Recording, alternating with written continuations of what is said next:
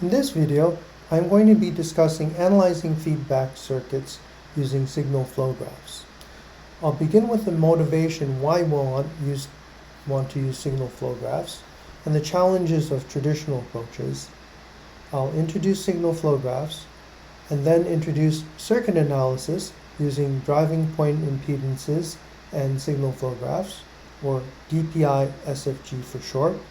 And then the next series of videos will discuss how to apply this analysis method to an example two-stage MOSFET feedback amplifier. Okay, so the motivation. Feedback is so important, and yet it's such a challenging topic. And the traditional approaches, as found in Sedgren Smith, the textbook, which dedicates chapter 11 to the topic, starts with a general structure of a feedback amplifier. You have a feed-forward amplifier and then a feedback network. Now, because the signals in a circuit can be, in general, either a voltage or a current, that basically leads to the formation of this network in the textbook of four topologies, depending on whether the quantities are voltages or currents. So this first one represents the input, and the second one represents the output. So for instance, in a series shunt configuration, this is typical for a voltage amplifier, the input is a voltage and the output is a voltage. So because the input is a voltage, then to feed back a signal, you wouldn't want a voltage signal, and so the feedback is done in series here. However, if you want to sense the output voltage and feed it back, then like a voltmeter, you would sense a voltage by placing the sense circuit in parallel or shunting it across the output. So hence series shunt. Okay. So these four topologies require you to map a circuit to one of these four topologies, and next it would require you to break the circuit into a feed-forward amplifier A and the feedback network beta. And this is often quite a challenge, as some of these examples show. When circuits are not very complicated, then it's rather hard to figure out whether a feedback is a voltage or a current, and how to break an A to an A circuit into an A and beta.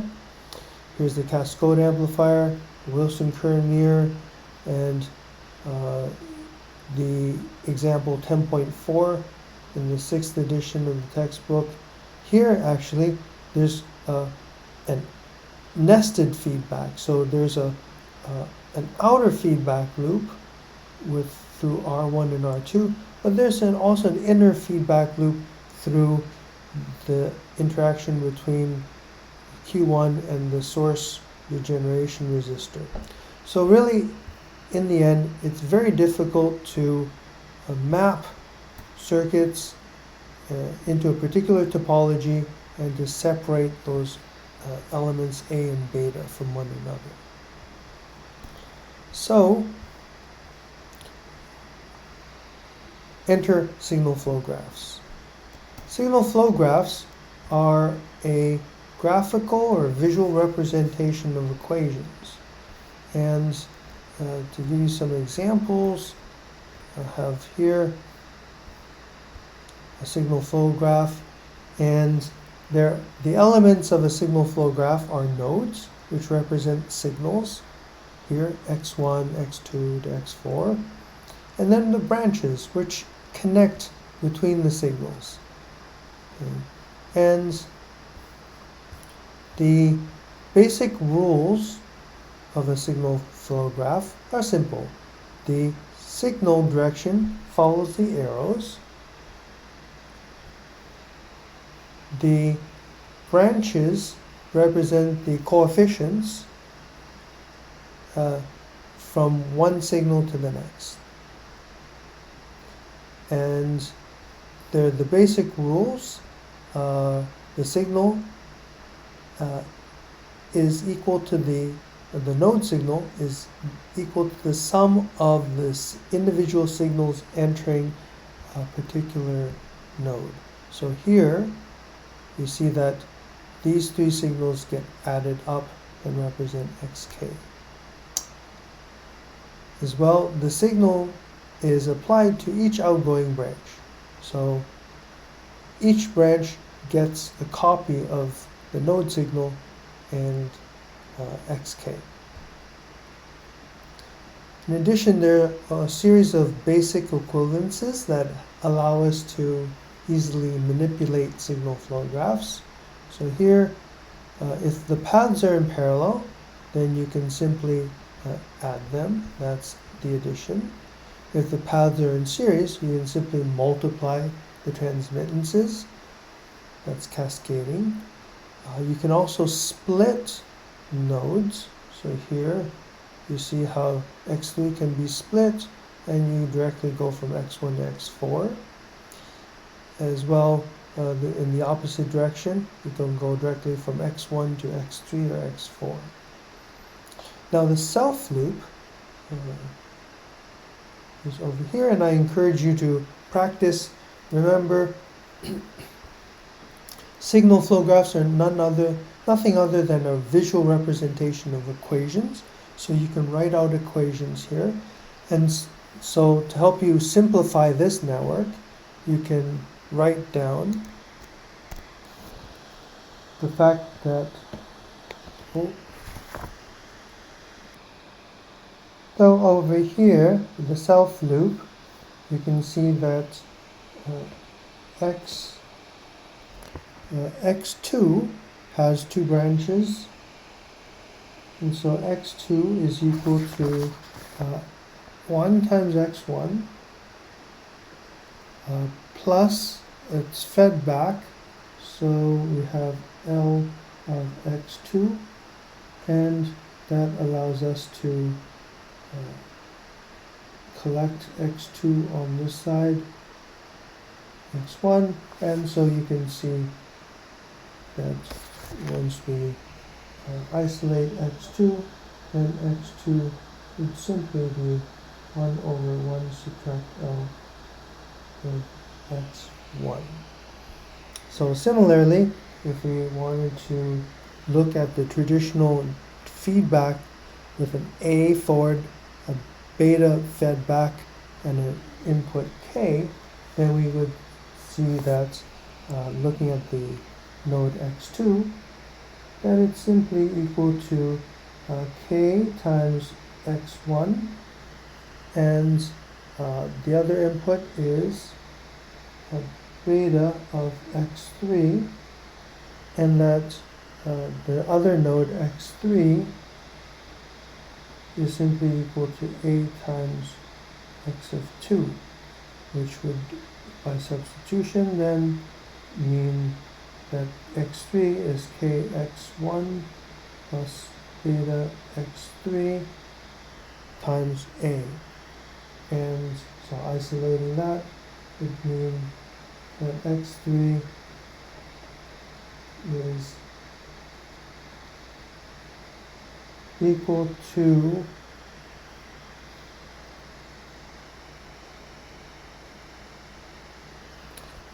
well, we take the A beta and move that over. Well, I'll just do it here. So 1 minus A beta of x3. That's this term, and then we have Ka of x1, and hence isolating for x3, we have Ka 1 minus A beta. Okay, just a note that this negative comes about because in a negative feedback system, the gain or the beta network, usually gain, would be negative. So the product A beta would actually be negative, which would give you the 1 plus an absolute value. Okay. But in any case, the point here is to show you that signal flow graphs represent actual equations, and it's simply showing you a graphical algebra on how to manipulate equations in the same way that for in normal equations we have substitution and other ways to simplify equations. Now, one quick method of determining the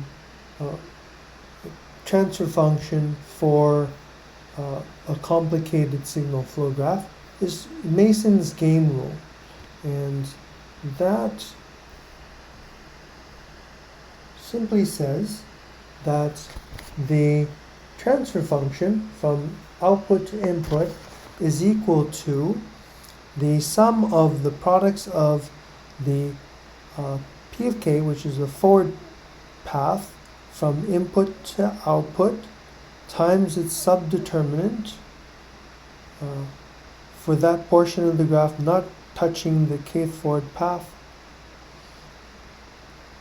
So it's a sum of the transmittances of the kth forward path and the subdeterminant divided by the determinant of the signal flow graph, which is defined as 1, subtract the sum of all individual loops, and plus the sum of loop gain products of all possible sets of non-touching loops taken 2 at a time, and then they're talking about loops non-touching taken 3 at a time.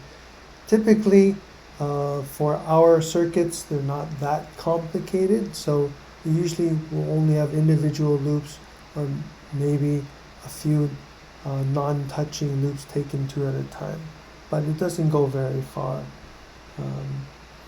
So it's not too complicated. So let's just get an example over here, and we can use Mason's rule. So Mason's rule says then that the x out over x in, we have to look at the forward paths. In this case, we can see from input to output there's only this one path A, B, C. So there's a path, forward path 1, which is simply A times B times C, because they're all cascaded. So that's P1. And then the subdeterminant would be the delta 1, which is the determinant if you remove the loops that are touching this path. Since this is the main path, once you remove that, there are no loops anymore, and so it simply be 1.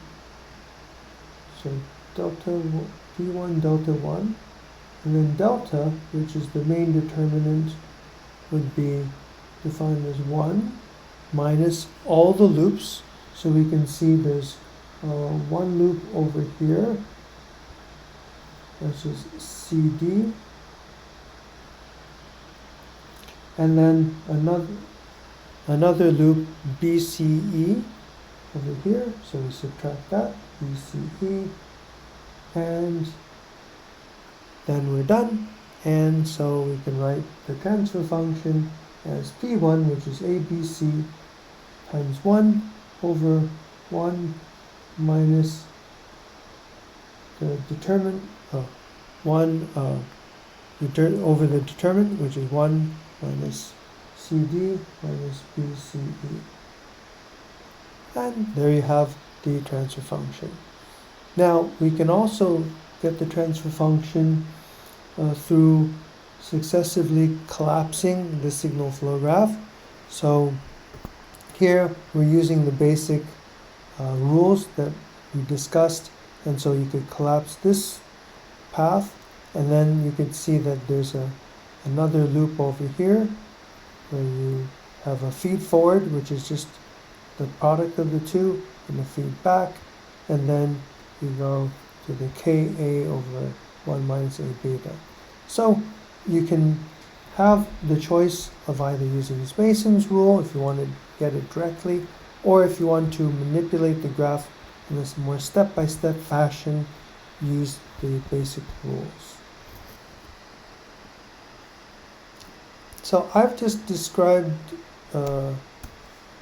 provided you a basic introduction of signal flow graphs. What I'd like to do next is then introduce circuit analysis using driving point impedances and signal flow graphs. So this is basically a systematic method for developing a signal flow graph using nodal analysis. So if you remember nodal analysis back in ECE 212, then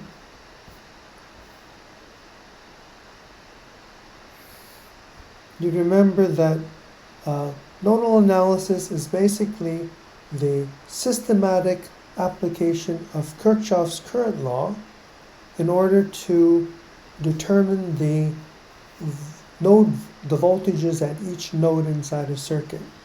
So if we take a particular node N inside this circuit over here, in general, the node could be attached to other nodes, so voltages representing voltages V1, V2, all the way to Vk. And there can be also current sources, maybe voltage sources, but for analyzing transistor circuits, we'll be just thinking about current sources. So Kirchhoff's current law requires us to set the output and input currents and say that the sum of all the currents has to be equal to 0. So writing the nodal equation for node N, we'd simply say it's the sum of all the currents out would be Vn subtract V1 over R1 all the way to Vn subtract Vk over Rk here. So those are all the currents going out, and then all the currents going in on the right hand side would be I1 to Ij. Okay. Now you can see how we can factor out the Vn, and that would leave us with 1 over R1 all the way to 1 over Rk added together. Then we could move over to the right side all the negative terms. That would be V1 over R1 all the way to Vk over Rk. And we'd have all the current sources there.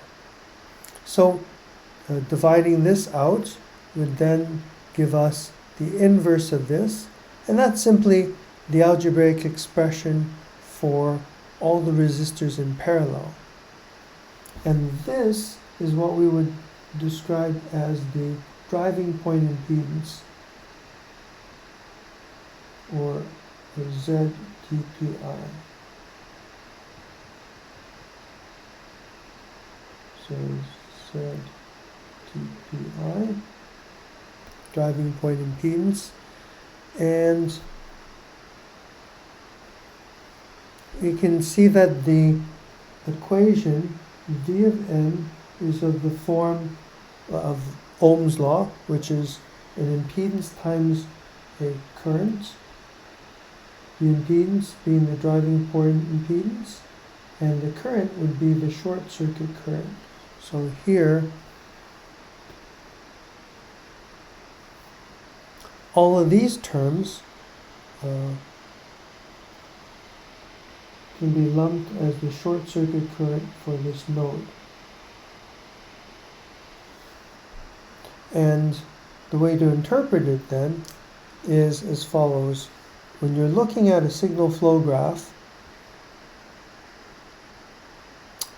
when you're looking at a circuit, then the driving point impedance is simply the impedance seen at this node when all the current sources are set to 0 and all the other node voltages are set to ground. So you would see here, if they were all grounded, then at this node you'd see all of these resistors in parallel. And then this would simply be open circuited. So that's the driving point impedance. Then the short circuit current would simply be thought of as the current that would flow into this node if Vn was grounded.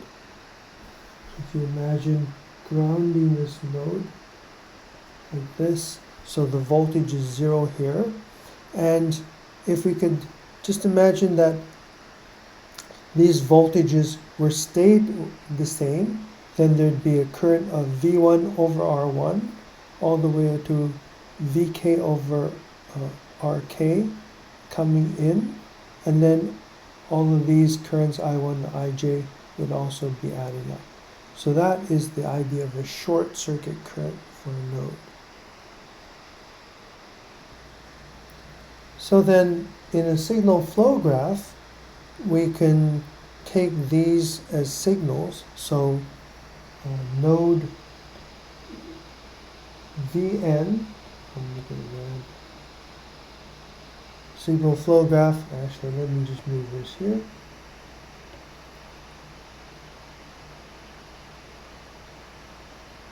So I'm representing Vn is simply the product of the short circuit current times the driving point impedance. So that can be represented as a here's a signal.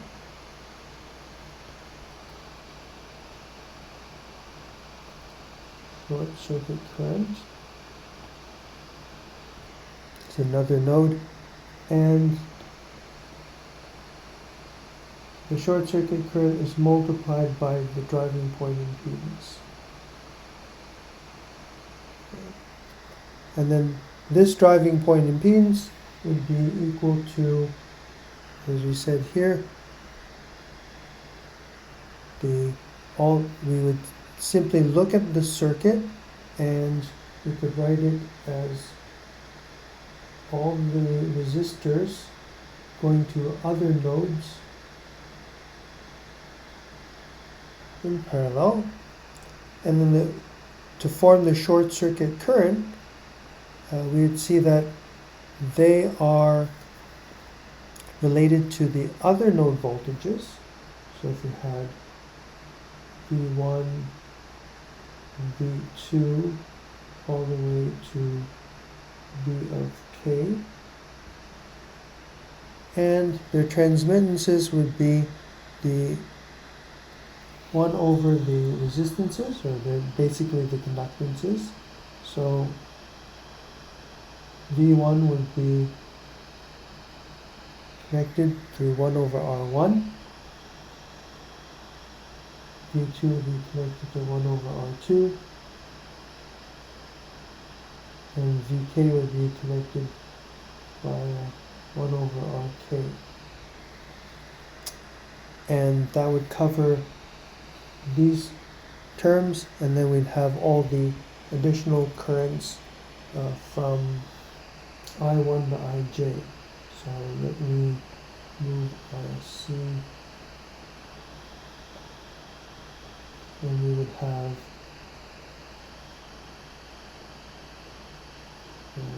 I1 and all the way to Ij, and these would be coefficients of 1. And so this is how we would realize an equation for a particular node representing Kirchhoff's current law at that node. And we would continue to apply this to each node in the circuit just like nodal analysis. So we'd have a set of n nodes, and that would form the entire signal flow graph. Now, one common point that I want to raise is when, in the case when for a node voltage, if there is a feedback between the node voltage to its short circuit current node, so in this case, say there's R, the driving point impedance would be R, and there's a feedback network that's equal to minus GM. Well, the source absorption rule says that this is equivalent to adding an additional element, so you can basically collapse this feedback loop by placing 1 over GM in parallel with the original driving point impedance R. And it's easy enough to see that by simply taking the expression. Remember, this is R is like the feed forward path A, and minus GM is like the beta. So Mason's rule would simply say that the path is from, this would be equivalent to A over 1 minus the loop gain, which is A beta. And so just using that term, we can see that this would be equivalent to, let me move this to the side,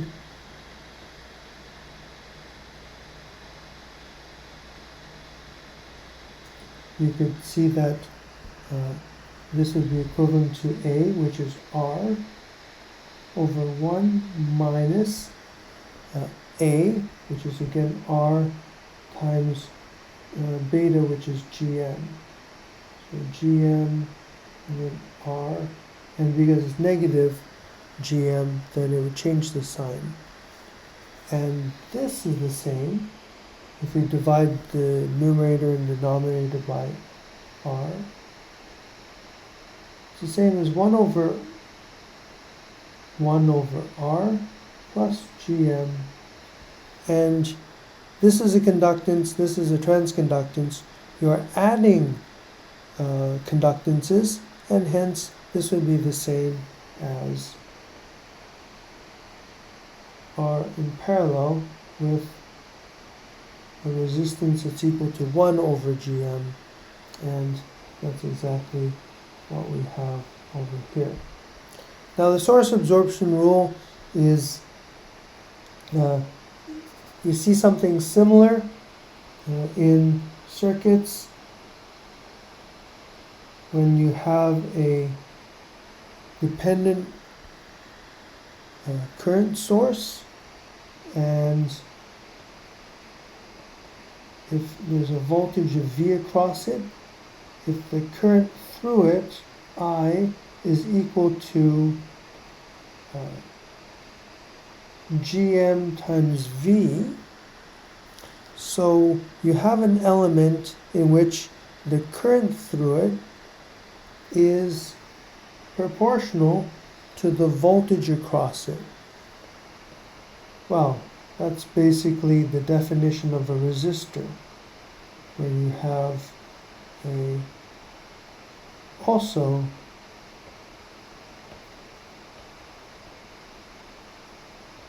an element that the current is proportional to the voltage, and the resistance is defined as the voltage over the current,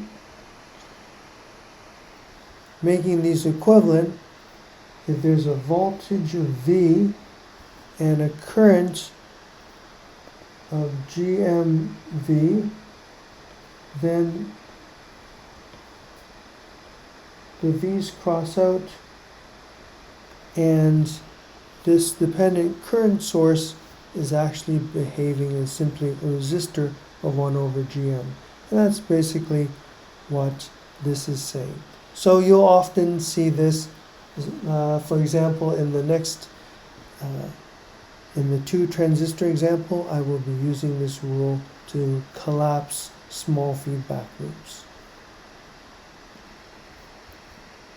So going back, we've covered driving point impedances and signal flow graphs. This is basically a method for systematically developing signal flow graphs using nodal analysis. And the signal flow graphs, simply like nodal analysis, they represent a set of equations that describe the behavior of a circuit in a visual form. And the nodes represent the node voltages in the circuit.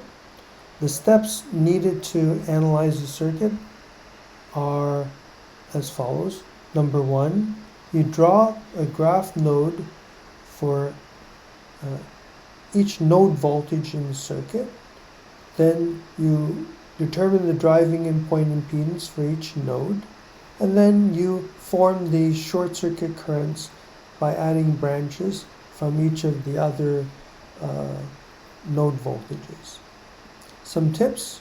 I've shown you the source absorption rule, and if you want, then you can suggest you don't have to, but you can draw for yourself. I like to draw because short circuit nodes like this, short circuit nodes are adding up a lot of branches, so I generally make it a larger circle and it's empty.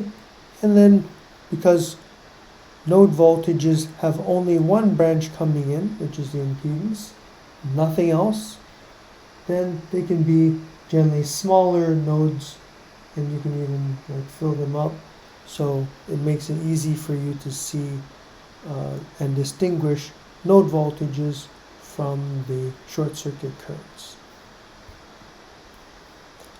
Some of the key benefits of representing a set of equations in a signal flow graph is, number 1, the signal flow graph is equivalent to the equations that you write, so therefore it exactly describes the behavior of the circuit, these signal flow graphs. It allows you to visualize the feedback paths within a circuit. And it also, as I've shown, you can manipulate the signal flow graph without fear of modifying the behavior of the circuit. That's unlike the Sedron-Smith examples where you're trying to break the circuit into an A and a beta. We're not changing the circuit at all. We are simply applying visual algebraic rules to simplify the signal flow graphs. Okay, and later on, as we'll see in the example, the fact that we've systematically broken down the equations into individual small branches and nodes allows us to make simplifications by comparing relative paths. Okay, so that wraps up this video. Then the next videos will take you through the entire analysis process for two-stage MOSFET amplifier, which is from textbook, the Sedron-Smith textbook, example 10.4. So you have this circuit, and then you'll see how we derive from the small signal circuit the signal flow graph, and then determine various characteristics and also various characteristics such as voltage gain, loop gain, and how we can analyze the stability by looking at the loop gain and the phase margin for the closed loop amplifier. So follow along in the next series of videos with this example, and after you follow the example, you should be able to then go ahead and analyze your own circuits using signal flow graphs. Thank you very much for your attention.